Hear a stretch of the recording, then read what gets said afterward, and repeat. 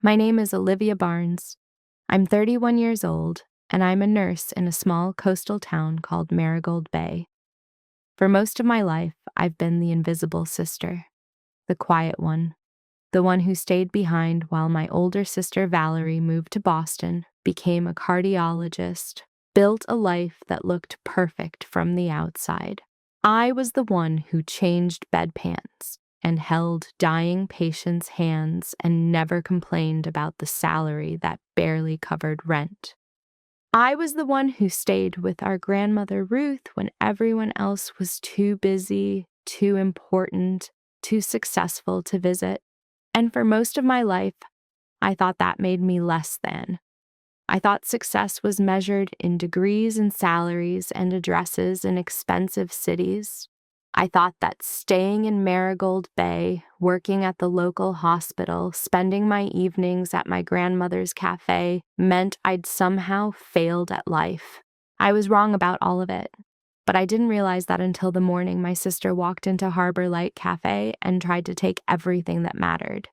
This is the story of how my grandmother taught me that justice doesn't need to be loud to be powerful, how she orchestrated the perfect revenge from beyond the grave, how she showed me that the quiet life I'd been living wasn't small at all. It was the only thing that mattered. If you've ever been underestimated by your own family, if you've ever been made to feel like your kindness was weakness, if you've ever watched someone you love choose greed over loyalty, then you'll understand this story. You'll recognize the pain. You'll feel the satisfaction of what comes next. Hit that subscribe button because this story isn't just about a cafe or an inheritance. It's about what happens when the person everyone underestimated turns out to be the one holding all the cards. And trust me, you want to see how this plays out. Let me take you back to that morning. The morning that changed everything. It was a Tuesday in late September, the kind of morning where the fog rolls in from the ocean and hangs over Marigold Bay like a blanket, where you can taste salt in the air and hear the fishing boats heading out before dawn. I'd been up since 5 a.m., opening Harbor Light Cafe like I did every morning, brewing the first pot of coffee, setting out the pastries that Mrs. Chen from the bakery delivered while it was still dark. Harbor Light wasn't just a cafe, it was an institution. My grandmother Ruth had opened it in 1968, the year after my grandfather died in a fishing accident. She'd been 28 years old with 2 small children and no income, so she'd taken their savings, rented a space on Harbor Street, and built something that would last. For 57 years, Harbor Light had been the heart of Marigold Bay. It was where fishermen got coffee before heading out at dawn, where tourists stopped for lunch and fell in love with the view of the water, where locals gathered for breakfast and solved the town's problems over scrambled eggs and toast. My grandmother had run it for 40 years before her arthritis got too bad. Then I'd taken over, working the early morning shift before my nursing shifts, covering weekends, keeping it alive. Valerie hadn't been inside Harbor Light in 6 years. Not since she'd moved to Boston, gotten her cardiology fellowship, married a surgeon, and generally decided that Marigold Bay was too small for someone of her caliber. She called once a month, always between patients, always rushed, always making it clear she was doing us a favor by staying in touch. So when she walked through the door that Tuesday morning, I knew something was wrong. She wasn't alone. There is a man with her. Expensive suit, polished shoes, briefcase that probably cost more than my monthly rent. He looked around the cafe with the kind of assessment that real estate developers use when they're calculating profit margins. "Olivia," Valerie said, not bothering with hello or how are you or any of the pleasantries normal people use when they haven't seen their sister in 6 years. "We need to talk, somewhere private." The cafe was full. The morning regulars, Captain Jim and his crew, Mrs. Rodriguez, who came every day since her husband died, the teenagers from the high school who studied here before first period. They all stopped talking and looked at my sister, this woman in her designer clothes and her perfect makeup, who clearly didn't belong in their world anymore. "We can talk here," I said. "I'm working. This is family business." "These people are family, too." Valerie's jaw tightened. She'd always hated when I contradicted her, when I didn't immediately defer to her superior intelligence, her superior education, her superior everything. "Fine, let's make this quick. Grandmother's cafe needs to be sold. The building is falling apart, the business barely breaks even, and frankly, it's time to move on. Robert here," she gestured to the man in the suit, "represents a development company that wants to build a boutique resort. They're offering $2.4 million for the property." The cafe went completely silent. Even the coffee machine seemed to stop hissing. "The cafe isn't for sale," I said. "It's not your decision. Grandmother left it to both of us. 50-50 split. I'm exercising my right as co-owner to accept this offer.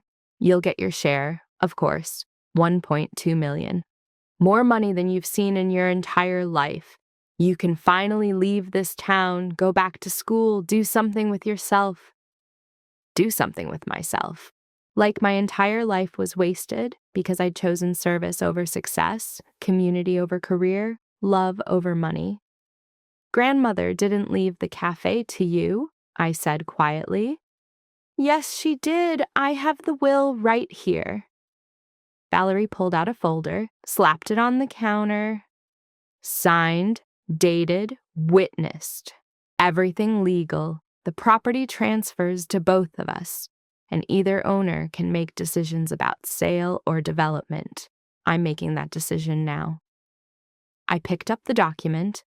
It looked official, legal language, my grandmother's signature at the bottom, 2 witness signatures. It said exactly what Valerie claimed. The cafe and the property it sat on would be split 50-50 between Valerie Barnes and Olivia Barnes upon Ruth Barnes's death. There was just one problem. My grandmother was still alive. "Grandma Ruth is upstairs," I said, "in her apartment, alive. This doesn't mean anything yet. She's 86 years old with advanced heart failure. The doctors give her 6 months at most. We need to plan ahead, Olivia. Be practical for once in your life. Be practical. Plan ahead. Speak about our grandmother like she was already dead. Like her remaining time was just an inconvenience delaying our inheritance." Captain Jim stood up from his table. He was 70 years old, had been coming to Harbor Light since it opened, had known my grandmother for decades. "You should leave now, Miss Barnes, before you say something you can't take back." Valerie looked at him like he was something stuck to her shoe. "This is a private family matter." "Not when you're discussing it in front of the whole town." Mrs. Rodriguez stood too, then the teenagers, then everyone else in the cafe, all of them forming a wall of bodies between my sister and the door she'd just used to threaten everything we'd built. Valerie and her real estate developer left, but not before she said one more thing. "This is happening, Olivia, with you or without you. You have 48 hours to decide if you want your share or if you want to fight me and lose everything." After they left, I poured coffee for everyone with hands that shook. Captain Jim squeezed my shoulder. "Your grandmother's tougher than she looks, and smarter. She knew this was coming." "What do you mean?" "I mean Ruth Barnes didn't spend 57 years building something just to let it be torn down. She's got a plan. You just need to trust her." I wanted to believe him. But looking at that will, that official-looking document with its legal language and signatures, I felt something I hadn't felt in years, completely powerless. I closed the cafe early that day and went upstairs to my grandmother's apartment. She was sitting in her chair by the window, looking out at the ocean like she always did, a blanket across her lap despite the warm September weather. "Valerie was here," I said. "I know, I heard." "She has a will. She says you left the cafe to both of us." "I did. I signed that document 5 years ago. 2 witnesses, properly notarized, completely legal. My stomach dropped. So it's true? You're giving her half of everything? My grandmother turned from the window and looked at me with eyes that were still sharp despite her 86 years. I'm not giving her anything, child. I'm showing her exactly who she is. There's a difference. I don't understand. You will. Tomorrow night, come back here after you close. Bring Daniel Cooper. I need to show you both something. Something I've been planning for a very long time. Daniel Cooper was the town lawyer. He'd gone to elementary school with me, had his practice on Main Street, handled wills and property transfers and small-town legal matters. He was also the closest thing I had to a best friend. We'd grown up together, stayed in Marigold Bay when everyone else left, built quiet lives that looked small from the outside but felt right from the inside. The next evening, after I'd closed the cafe and cleaned the counters and locked the door, I went upstairs with Daniel.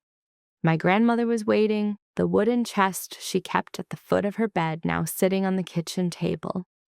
Everything I'm about to show you, she said, stays between us until the time is right.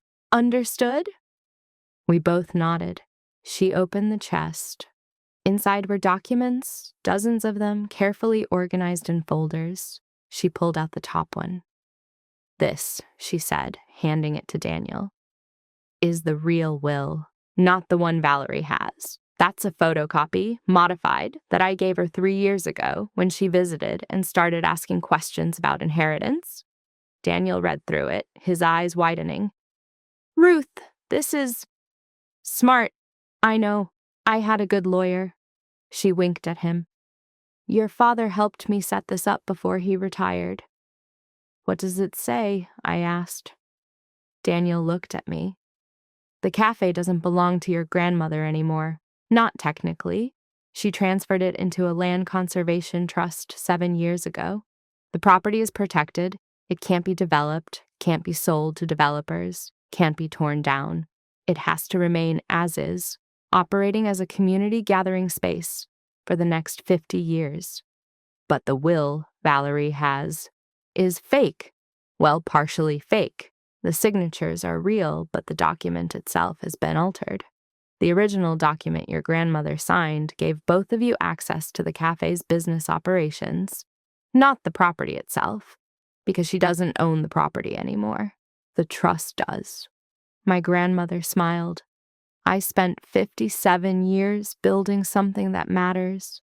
I wasn't going to let it be destroyed because one of my granddaughters values money over community. So I protected it. Legally, ironically, permanently. But why give Valerie the fake will at all? I asked. Why let her think she owns half? Because I needed to know, I needed to see what she'd do with power. Would she protect what I built? Would she honor the community that supported this family for decades? Or would she sell it to the highest bidder the moment I was gone? And now you know.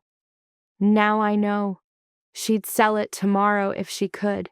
She'd destroy Harbor Light, displace the fishermen who've gotten coffee here for 40 years, erase the place where people gathered when their children were born and their spouses died and their lives happened, all for money she doesn't even need. Daniel was still reading through the documents. There's something else here. An addendum to the trust. It names Olivia as the primary trustee and manager of the property. She has full authority to make all operational decisions. Valerie isn't mentioned at all. I looked at my grandmother. You're giving it to me. I'm giving you responsibility for it. Not ownership. No one owns it anymore. But the trust, the community, the people who depend on this place, they need someone who understands that it's not about money. It's about memory, about continuity, about being a place that remembers people's names and their orders and their stories. You understand that. Valerie never did. She's going to be so angry. She's going to show her true self. That's different. Anger is honest. what she's been hiding behind success and distance and superiority. That's what'll come out when she realizes she's not getting what she wants. And when it does, you'll have a choice. You can destroy her with it, or you can let her destroy herself. I don't want to destroy her. She's my sister. Then you're a better person than she deserves. But remember, Olivia, kindness to people who exploit it isn't kindness. It's just letting yourself be used.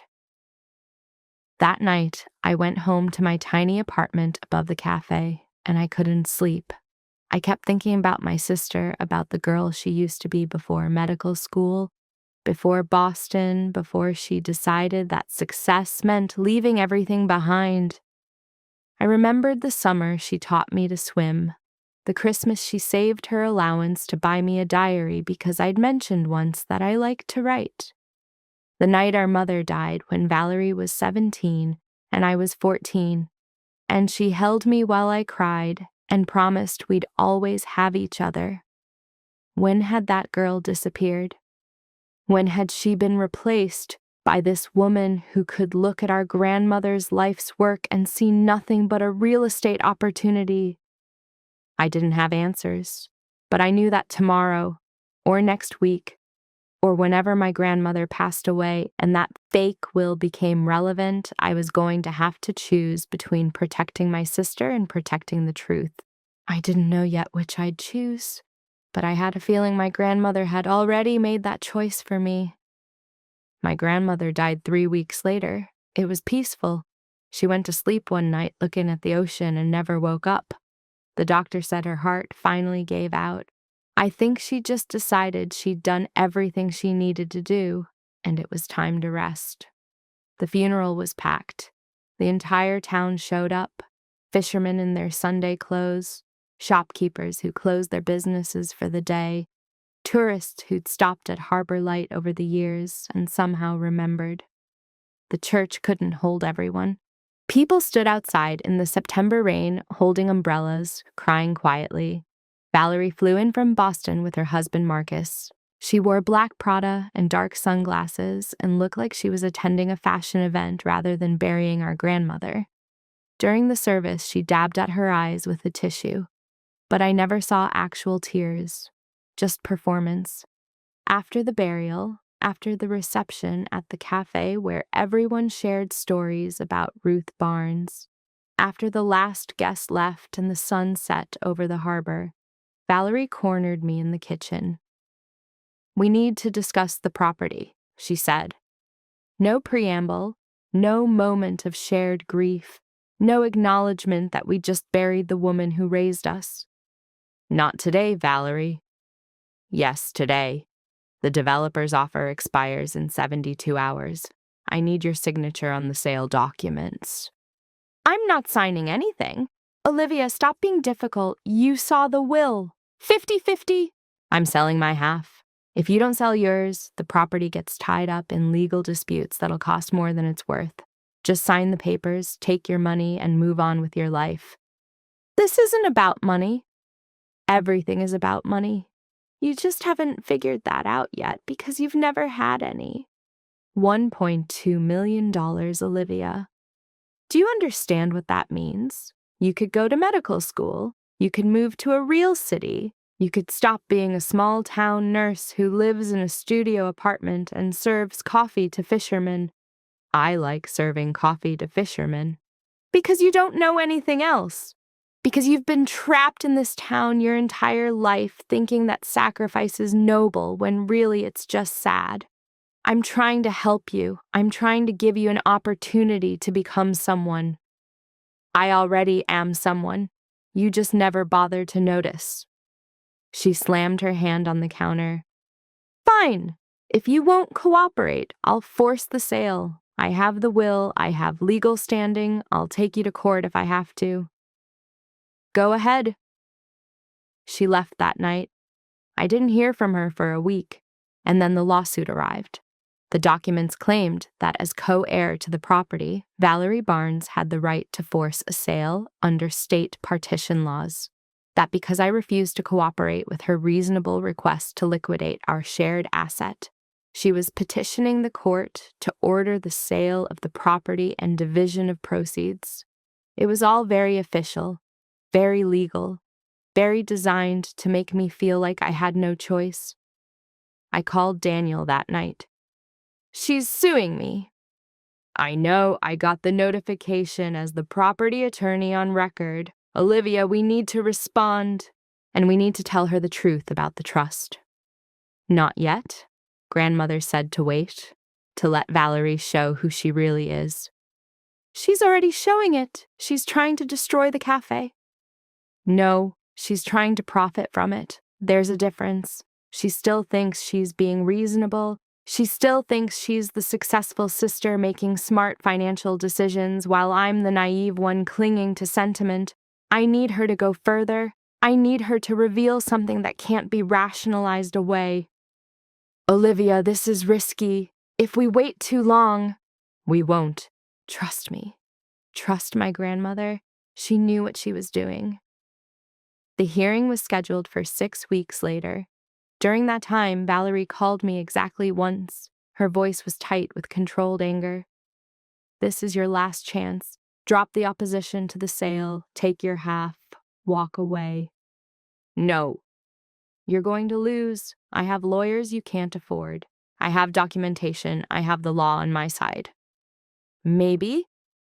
"Definitely. And when I win, when the court orders the sale, you'll get nothing but your half of the proceeds minus legal fees. You could have had a clean million too. Instead, you'll get 700,000 and a reputation as someone who fights their own family over greed." "Is that what you think this is? Greed? What else could it be? You want the cafe all to yourself. You want to play the martyr, the loyal granddaughter who stayed behind while evil Valerie moved to the city. But really you're just territorial and small-minded? If that's what you need to believe." "It's not what I believe. It's what everyone will believe when this goes to court. The town might love you now, Olivia, but wait until they hear you tried to shut me out of our inheritance. Wait until they realize you're not the saint you pretend to be." She hung up, and for the first time, I felt a crack in my resolve. Maybe I was being foolish. Maybe I should just tell her about the trust now, end this before it escalated further. Maybe my grandmother's plan was too cruel, too calculated, too much like revenge. But then I walked through the cafe the next morning and saw Captain Jim and his crew, Mrs. Rodriguez with her newspaper and coffee, the teenagers studying for their exams. I saw the photographs on the walls, 57 years of history of people celebrating and mourning and living their lives in this space. I saw my grandmother in every corner, every table, every cup, and I knew I couldn't give up. Not yet. The night before the hearing, Daniel came to my apartment with more documents. Valerie filed additional evidence. She's claiming that the cafe is operating at a loss, that it's a financial burden, that selling is the only responsible option. Is it operating at a loss? On paper, yes. But that's because Ruth never raised prices to match inflation. She kept everything affordable so the locals could still come. If we raised prices to market rate, it'd be profitable, but that would defeat the purpose. So Valerie's technically right? Technically, but morally, she's arguing that something should be destroyed because it's not maximally profitable. That's not right. That's just capitalism without conscience. I looked at the documents, spreadsheets, profit and loss statements, market analyses, all showing that Harbor Light Cafe was a bad investment, a money-losing proposition, a sentimental waste of valuable real estate, all true and all missing the point entirely. "Tomorrow," I said, "we're going to let her win." "What?" "We're going to let her present her case, let her argue for why the cafe should be sold, let her reduce our grandmother's legacy to a balance sheet. Let her show the judge and the town and everyone watching exactly who she's become. And then, after she's done, after she's revealed herself completely, we'll present the trust documents." That's theatrical. It's honest. She needs to say these things out loud. She needs to own them, because right now she still thinks she's the reasonable one. She still thinks she's making a smart business decision. She needs to confront what she's actually doing, valuing money over memory, profit over people, her own success over everything our grandmother built. Daniel was quiet for a long moment, then he nodded. Your grandmother would have liked this plan. I know, she made it. That night, I barely slept. I kept imagining the hearing, imagining my sister's face when she realized what my grandmother had done. Part of me felt guilty. This was cruel, this was calculated, this was designed to humiliate. But another part of me, the part that had watched my sister dismiss and belittle and underestimate me for 31 years, felt something else. Not revenge exactly, more like justice, the kind that comes when someone finally has to face the consequences of their own choices. The hearing was held in the Marigold Bay courthouse, a small brick building that mostly handled property disputes and traffic violations. The courtroom was packed. Apparently, word had spread that the Barnes sisters were fighting over Harbor Light, and everyone had an opinion. Judge Patricia Hendricks presided. She was 65, had lived in Marigold Bay her entire life, had gotten coffee at Harbor Light for 40 years. I saw her face when she walked in and realized what case she'd be hearing. She looked sad. Valerie arrived with 2 lawyers from Boston. Expensive suits, leather briefcases, the kind of legal representation that costs $500 an hour. They looked around the small-town courthouse with barely concealed contempt. I sat with Daniel at the respondents' table. We had 3 folders of documents, that was it. No team of lawyers, no expensive presentation materials. Just the truth, waiting to be revealed. Judge Hendricks called the court to order. This is a petition for partition and forced sale of property. Miss Valerie Barnes is seeking to compel the sale of the property located at 115 Harbor Street, currently operating as Harbor Light Café. Miss Olivia Barnes opposes. Let's hear from the petitioner. Valerie's lead lawyer stood. His name was Christopher something, and he spoke in the kind of smooth, practiced voice that comes from years of convincing people that money matters more than anything else. Your Honor, this is a straightforward case. My client and her sister inherited property from their grandmother, Ruth Barnes, who passed away 4 weeks ago. The property is jointly owned, 50-50. My client wishes to sell. Her sister refuses. Under state partition law, any co-owner can petition the court to force a sale when co-owners cannot agree on the disposition of jointly held property. He presented the will, the fake one my grandmother had created, showed the signatures, the notarization, the witnesses. Everything looked legitimate because most of it was. My grandmother had been careful. Furthermore, Your Honor, the property in question is a financial liability. Harbor Light Cafe has operated at a loss for the past 7 years. It requires constant maintenance. The building is old, inefficient, and frankly, obsolete. My client has secured an offer from a development company willing to pay $2.4 million for the property. This represents fair market value and would provide both sisters with significant financial benefit. Miss Olivia Barnes's refusal to cooperate is preventing both parties from receiving their rightful inheritance. He sat down, confident, certain he'd won. Judge Hendricks looked at me. Miss Barnes, do you wish to respond to these claims? Not yet, Your Honor. I'd like to hear from Miss Valerie Barnes directly. I think her testimony will be illuminating. Valerie's lawyers looked surprised. Usually the defendant would argue immediately, try to poke holes in the petitioner's case. But I wanted her to talk. I wanted everyone to hear what she really thought. Valerie took the stand. She looked perfect. Hairstyled, makeup impeccable, clothing that screamed success. She smiled at the judge, the smile of someone who's used to being admired. Her lawyer started with softball questions. How long had she lived in Boston? 8 years. What was her profession? Cardiologist. Had she maintained a relationship with her grandmother? She called regularly, visited when she could, sent money for expenses. All lies, but delivered smoothly. Then he asked the key question. Dr. Barnes, why do you believe the café should be sold? Valerie straightened in her chair. Your Honor, I loved my grandmother. She was an incredible woman who built something remarkable. But Harbor Light Cafe belongs to a different era. The business model isn't sustainable. The building needs extensive repairs we can't afford. And frankly, asking my sister to continue running a failing business isn't fair to her. So you're doing this for your sister's benefit? Partially. I'm doing it for both of us. The sale would give Olivia financial security she's never had. She's been working as a nurse and running the cafe, essentially working 2 full-time jobs for minimal pay.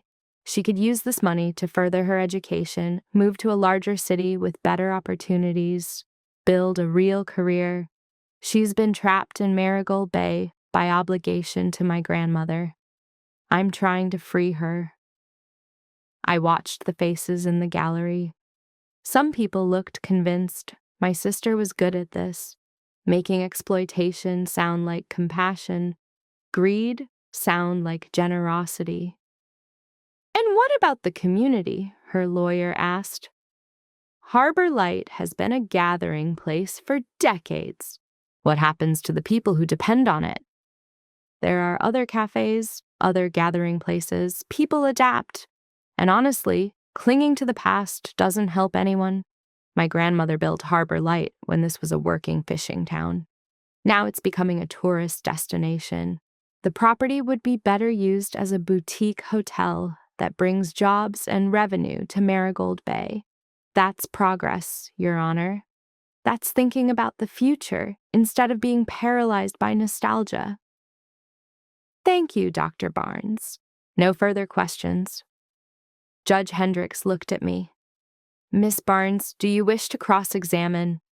Yes, Your Honor. I stood up. My hands were shaking, but my voice was steady. Dr. Barnes, you said you maintained a relationship with our grandmother. When was the last time you visited Marigold Bay before her death? Valerie hesitated. I'm not sure exactly. It was 6 years ago, Christmas 2017. You stayed for 1 day. I have a demanding career. How many times did you call her in the last year of her life? I don't keep track. 3 times. I know because I was with her each time. The calls lasted an average of 7 minutes. You never once asked how she was feeling. You never asked about the cafe. You only called when you needed something, a recommendation letter, family medical history for your insurance, confirmation that she'd signed the will you'd sent her. Valerie's perfect composure cracked slightly. That's not fair. You don't understand the pressure I was under. You said Harbor Light is failing financially. Have you ever worked there? Do you know the operating costs, the revenue, the customer base? I've reviewed the financial statements. Prepared by whom? My accountant. Who's never been to Marigold Bay? Who's never seen the cafe? Who analyzed numbers without context? Your Honor, Harbor Light operates on a model of community service, not maximum profit. My grandmother deliberately kept prices low so that people on fixed incomes could afford to gather there. The cafe breaks even most months and operates at a small loss in winter, but it serves a purpose that can't be measured in profit margins. Valerie's lawyer objected. Your Honor, economic efficiency is a valid consideration. I'm not finished, I said. Dr. Barnes, you said you want to free me from obligation. Did you ask me if I wanted to be freed? You're too emotionally invested to see clearly. I'm invested, yes, in the place I've called home my entire life, in the community that raised me, in my grandmother's legacy. You left, Valerie. You chose to leave. You chose Boston and success and a life where Marigold Bay was just the small town you escaped from. But I chose to stay. I chose this place and these people, and you don't get to decide that my choice was wrong just because it's not the choice you made. You're being naive, am I? Or are you being greedy? You don't need this money. You're a cardiologist married to a surgeon. You make more in a month than most people in this town make in a year, but you want more. You want your share of an inheritance from a grandmother you barely visited. You want to profit from something you never valued, and you're willing to destroy a community institution to get it. The courtroom was completely silent. Valerie's face had gone pale, then red. Her lawyer was trying to object, but Judge Hendricks waved him quiet. "Is that all, Miss Barnes?" the judge asked me. "No, Your Honor. I have one more question." I turned to my sister. "Valerie, if you could speak to Grandma Ruth right now, if she could hear you, what would you say to her about selling Harbor Light?" Valerie looked at me with something close to hatred. And then she said it. The truth she'd been hiding behind reasonable arguments and financial logic. I'd tell her that she wasted her life, that she spent 57 years serving coffee to people who never appreciated her, working herself to exhaustion for a business that barely survived, sacrificing everything for a community that would forget her the moment she was gone. I'd tell her that she could have sold the property 30 years ago, retired comfortably, lived like she deserved, instead of like a servant. I'd tell her that legacy doesn't matter, memory doesn't matter. The only thing that matters is what you build for yourself, not what you give away to strangers who will never remember your name. The courtroom erupted. People shouting, some at Valerie, some at me, everyone suddenly talking at once. Judge Hendricks slammed her gavel repeatedly until the room quieted. "Dr. Barnes," the judge said, her voice like ice, "I've known Ruth Barnes for 43 years. She knew exactly what she was building, and it wasn't a financial investment. It was a home for people who needed one." "With all due respect, Your Honor, sentiment doesn't pay for building maintenance." "Mr. Cooper," Judge Hendricks interrupted, looking at Daniel. "I believe the respondent has evidence to present." Daniel stood. "Yes, Your Honor. Evidence that changes everything." He opened our folders and began distributing documents. The real will, the trust documentation, the transfer of property that had happened 7 years ago, the legal structure that my grandmother had built to protect Harbor Light from exactly this situation. Valerie grabbed the papers from her lawyer, reading frantically. I watched her face as she realized what my grandmother had done. Shock, then disbelief, then rage. "This is impossible," she said. "This is fraud. She can't have—" "It's all completely legal," Daniel said. "Notarized, filed with the county, recorded in public records. Ruth Barnes transferred the property into a conservation trust 7 years ago. The trust owns the property. Neither you nor your sister inherited it. What you inherited was the right to manage the business operations, to run the café, maintain the building, make day-to-day decisions.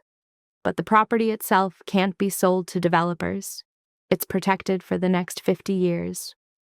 The will I have is a photocopy of a document that was altered before you received it.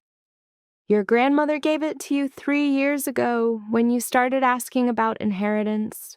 She wanted to see what you'd do with it. She wanted to know if you'd try to sell the cafe the moment she died. And you did. Exactly as she predicted." Valerie turned to me, her voice shrill. "You knew about this. You've known all along. You let me file this lawsuit, let me spend tens of thousands on lawyers, let me make a fool of myself in front of the entire town." "I let you show everyone who you really are," I said quietly. "You did that yourself. I just gave you the opportunity." "This is unconscionable." "What's unconscionable?" Judge Hendricks said. is a granddaughter who visits once in 6 years trying to profit from a woman's death by destroying everything she built. Dr. Barnes, your petition is denied. The property belongs to the trust. Miss Olivia Barnes is named as primary trustee with full operational authority. You have no legal standing to force any sale. This case is dismissed. Valerie gathered her papers with shaking hands. Her lawyers were already heading for the door. They knew a lost cause when they saw one. She looked at me one last time. I hope you're happy. You got what you wanted. You get to play the hero while I'm the villain. You get to stay in your small town with your small life and pretend it means something. It does mean something. You just never understood what. She left. I didn't watch her go. I was too busy looking at the faces in the courtroom, the fishermen, the shopkeepers, Mrs. Rodriguez, all the people who'd filled Harbor Light with their lives and their stories. They were smiling, some were crying.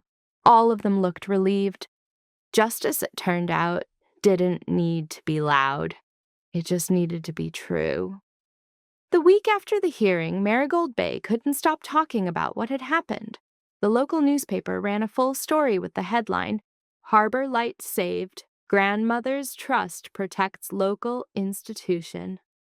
It became regional news, then a viral story on social media about a wise old woman who'd outsmarted her greedy granddaughter from beyond the grave. I hated the attention. I wasn't trying to be a hero or make Valerie a villain. I was just trying to honor what my grandmother had built. But the internet doesn't do nuance. Within days, Valerie was being torn apart online. People found her social media, her professional profiles, started leaving reviews on her medical practice, calling her heartless, cruel, greedy.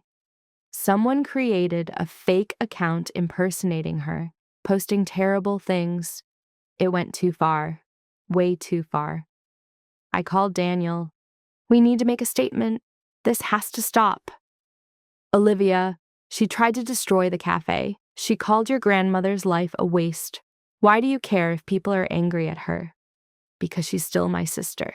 Because online harassment is wrong no matter who it's directed at. Because my grandmother wouldn't have wanted this. Your grandmother set her up for public humiliation. That was the whole point. No, the point was truth. The point was showing Valerie who she'd become so maybe she could change. The point wasn't destruction. Daniel sighed. You're too good for this family. I'm not good. I'm just tired. Tired of anger, tired of fighting, tired of choosing between loyalty and honesty. Can you draft something? A statement saying that while I oppose the sale, I don't condone harassment and people should leave Valerie alone? I can. But Olivia, she's not going to thank you for it. She's not going to suddenly realize you're the better person and apologize. Some people can't admit when they're wrong. I know, but I have to live with myself. And I can't do that if I let this continue. We released the statement the next day. It didn't stop all the harassment, but it slowed it down. And it gave me something else, a reason to call my sister. She answered on the 5th ring. What do you want? I wanted you to know I put out a statement asking people to stop harassing you. Silence. Valerie! Why would you do that? Because it's wrong. Because you're my sister. Because even though you tried to sell the cafe, even though you said terrible things about Grandma, I don't want you destroyed. I just wanted you to face the truth. The truth? Her laugh was bitter. The truth is that I'm the villain of this story. The truth is that everyone in Marigold Bay thinks I'm a monster. The truth is that my practice is getting harassed, my marriage is under strain because Marcus is tired of the scandal, and my entire life is falling apart because I tried to sell a cafe. You tried to erase our grandmother's legacy for money you didn't need. I tried to give you a better life. No, Valerie. You tried to give yourself permission to forget where you came from, what you came from, who helped you become successful. Grandma Ruth paid for your college applications. Did you forget that? She co-signed your student loans when Mom died, and you had no one else. She let you live with her rent-free during medical school summers. She believed in you when you had nothing. And the moment she died, you tried to sell everything she built. Silence again. Longer this time. I didn't forget, Valerie finally said, her voice small. I couldn't look at it. Couldn't look at the cafe and the town and everything that reminded me of being poor and desperate and scared. Success was supposed to mean leaving all that behind. Success was supposed to mean never having to worry about money again, never having to feel small again. So you made me feel small instead. I didn't. She stopped. I did.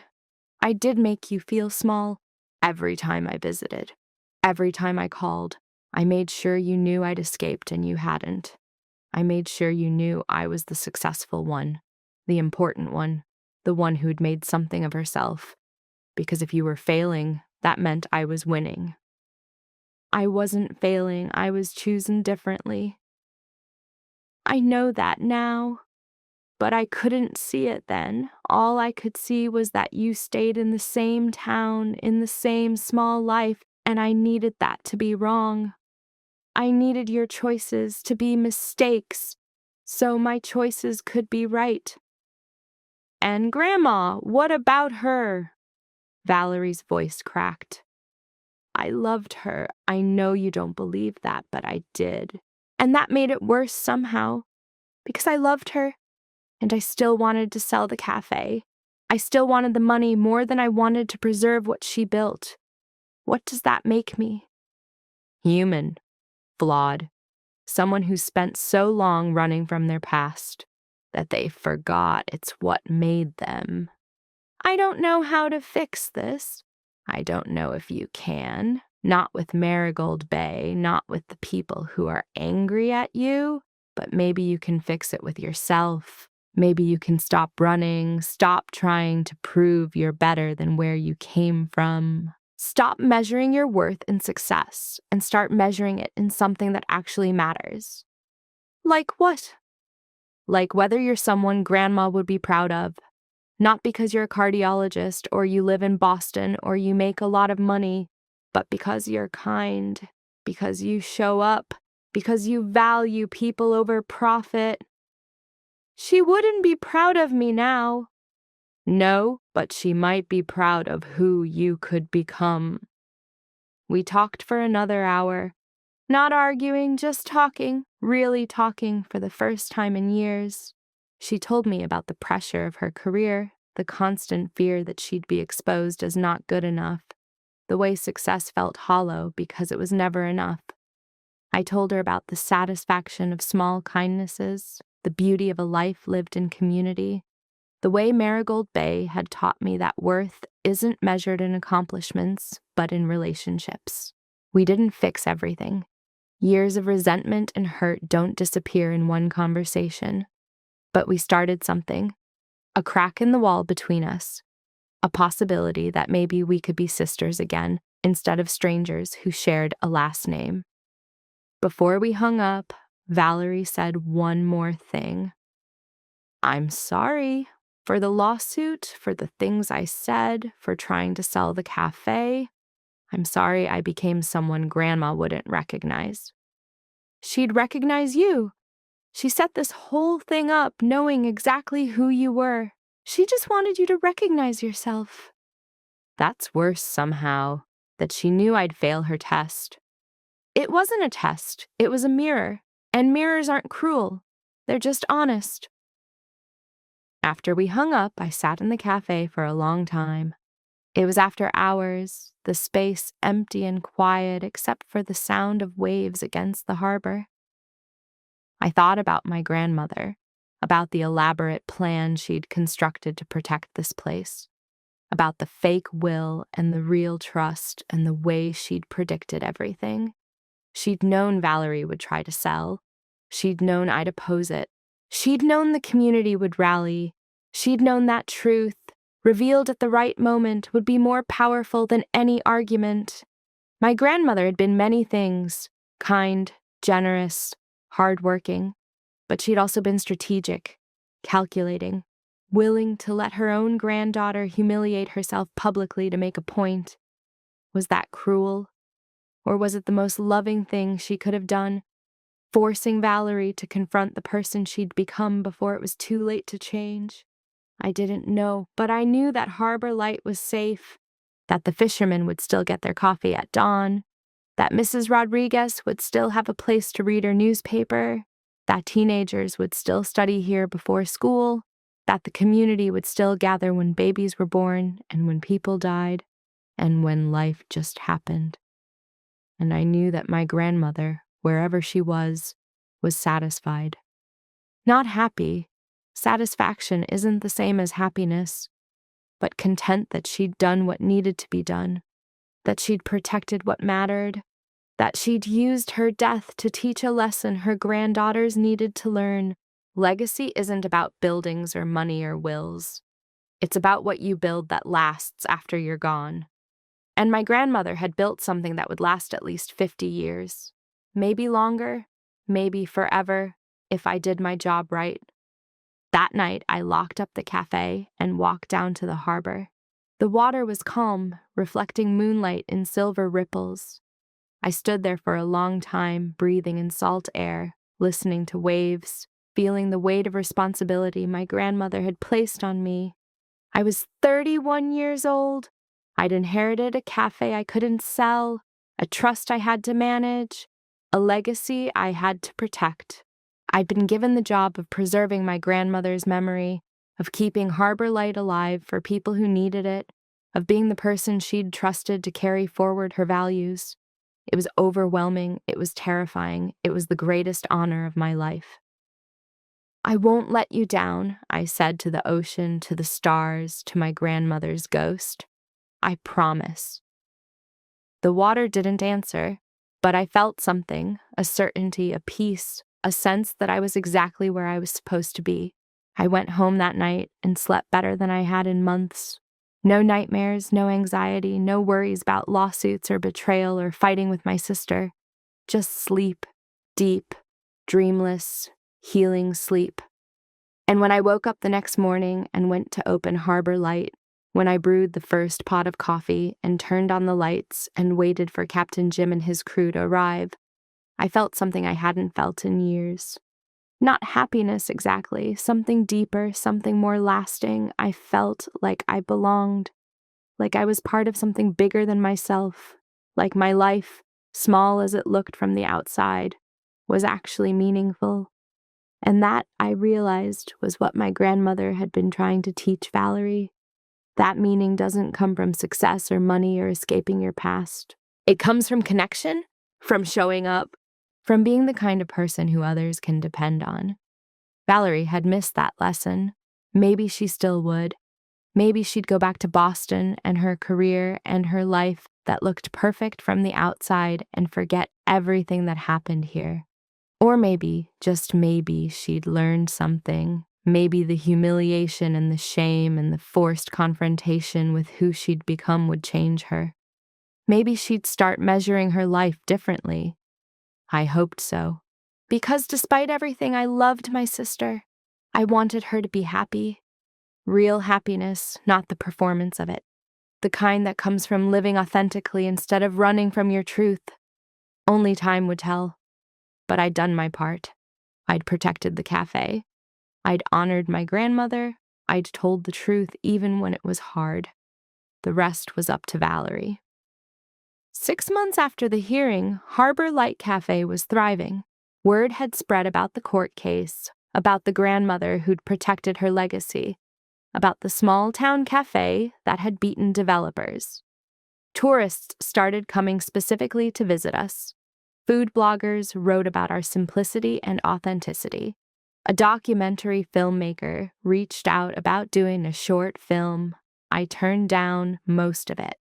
Harbor Light wasn't meant to be famous. It was meant to be a place where people could gather without performance, without pretension.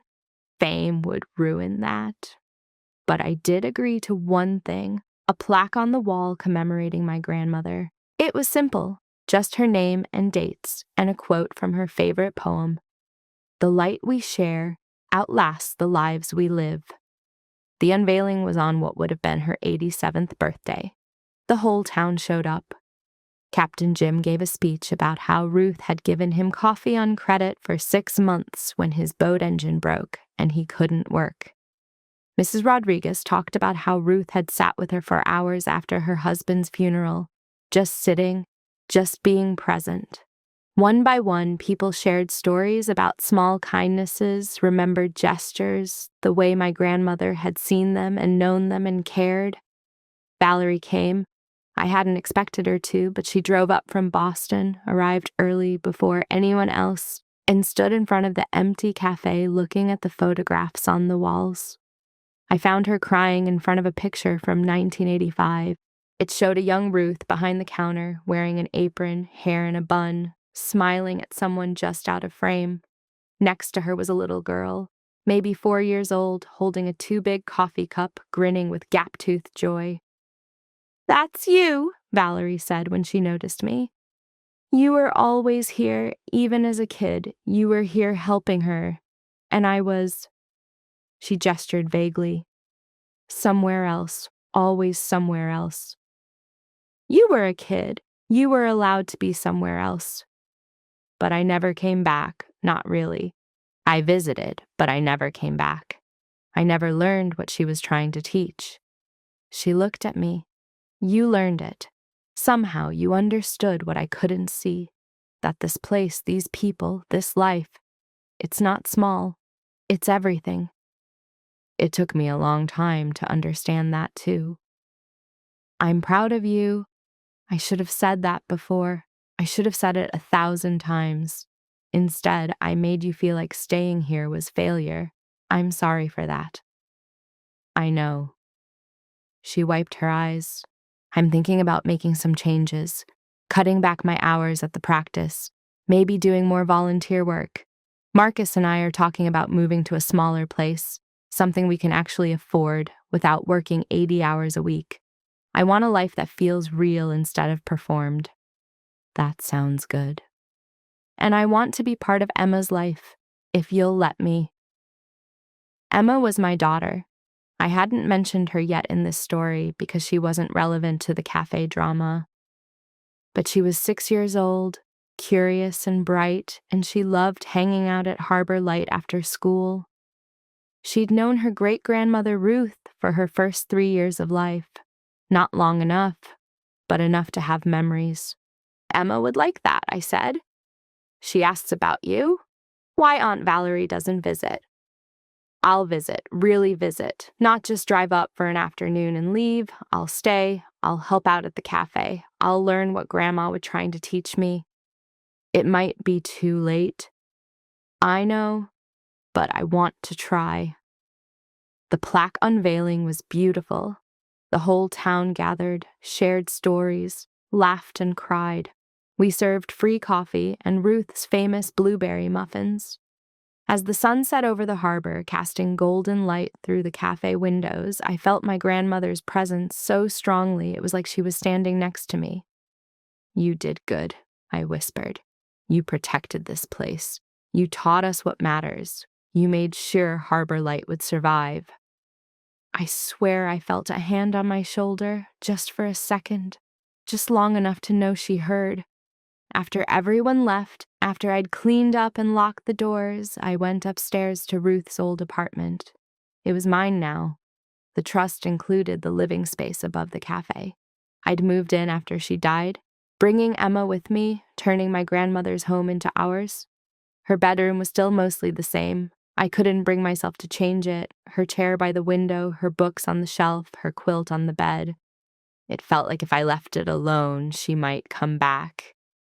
Silly, I know, but grief makes you silly sometimes. That night, I found something. A letter tucked into one of her books, in an envelope with my name written in her handwriting. My hands shook as I opened it. "Dearest Olivia," it began. "If you're reading this, then everything went according to plan. The trust protected the cafe.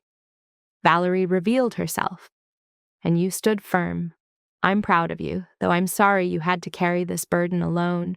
You're probably wondering if I was cruel, if setting up Valerie for humiliation was wrong. I've wondered that myself, but I did what I thought necessary, not to punish her, but to save her. She was becoming someone I didn't recognize, someone who measured worth in money and status, someone who'd forgotten where she came from. I needed her to see what she was becoming before it was too late. I hope it worked. I hope she learned. But if she didn't, know that you're enough. You're more than enough. You don't need your sister's approval or understanding. You have something better, a life of meaning, a community that values you, a legacy that will outlast us all. Take care of Harbor Light. Take care of Emma. Take care of yourself. And know that every day you open those doors, every morning you brew that coffee, every moment you make someone feel seen and valued, you're doing exactly what you were meant to do. I love you, I'm proud of you, and I'll always be watching from wherever I end up. With all my heart, Grandma Ruth. I read it 3 times. Then I folded it carefully and put it in my pocket close to my heart. She was right about all of it.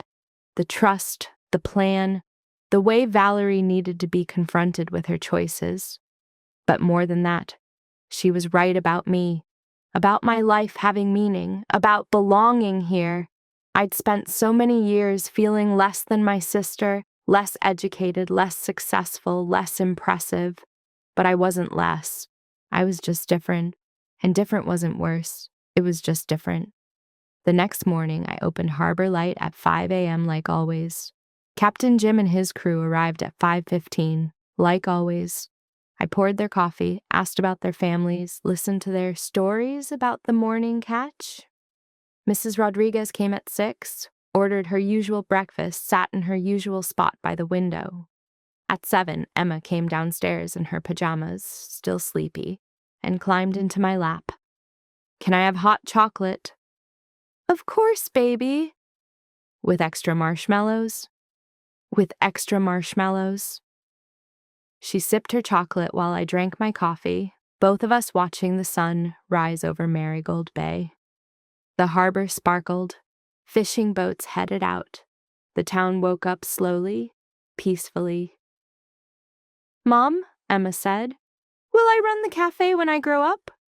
"Only if you want to. You can be anything you want to be." "But what if I want to be like Great-Grandma Ruth?" I hugged her tighter. "Then you'll be exactly what the world needs." The day passed like every other day. People came and went. Coffee was poured. Food was served. Conversations happened. Nothing dramatic, nothing newsworthy. Just life, unfolding in the ordinary way that life does. But that ordinariness, that was the miracle. That was what my grandmother had fought to preserve. Not fame or profit or recognition, just the quiet miracle of a place where people belonged. That evening, after closing, I did something I'd been putting off. I went to the storage room and found the silver coffee pot, the family heirloom my grandmother had used for special occasions. It was tarnished, hadn't been polished in years, but it was beautiful. I brought it to the main room and placed it on the counter where everyone could see it. Then I put a small card next to it, in memory of Ruth Barnes, who taught us that the light we share outlasts the lives we live. The pot would stay there forever, a reminder, a memorial, a promise that what she built would continue. I turned off the lights and locked up for the night. But before I left, I did one more thing. I pulled out a chair at the table by the window, the table where my grandmother used to sit every morning, watching the harbor, greeting regulars, being present. I placed a cup of coffee on that table, still steaming, still fresh, for her. "This seat is yours," I said to the empty chair.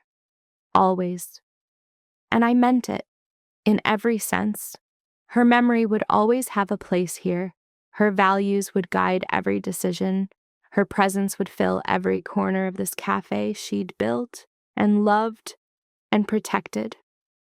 I walked out into the night, breathing in salt air, looking up at stars. Somewhere I knew my grandmother was watching, and somewhere maybe she was smiling, because Harbor Light would survive. Not just the building, not just the business, but the idea of it, the meaning of it, the way it made people feel seen and valued and remembered. The cafe would remember my grandmother's dedication, would remember the fishermen's orders and the teenagers' study spots and Mrs. Rodriguez's favorite table, would remember every story shared and every tear shed and every laugh that echoed off these walls. That was the real legacy, not property or money or legal documents, but memory, the way a place can hold space for people, for their lives, for their humanity. And as long as I was alive, as long as Emma grew up learning these values, as long as someone cared enough to keep the doors open and the coffee brewing and the light on, Harbor Light would keep remembering, because that's what places like this do.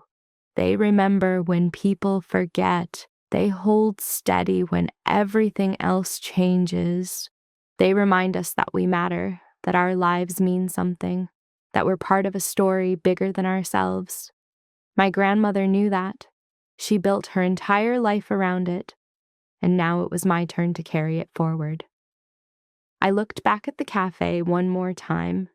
Through the window, I could just make out that empty chair, that cup of coffee, that space held sacred for the woman who'd made all this possible. "Good night, Grandma," I whispered. "I've got this. I promise." The harbor was quiet. The stars were bright, and Harbor Light Cafe, with its weathered sign and its worn tables and its history written in every scratch on the floor, stood solid and permanent against the night sky, a lighthouse in its own way, not for boats but for people, guiding us home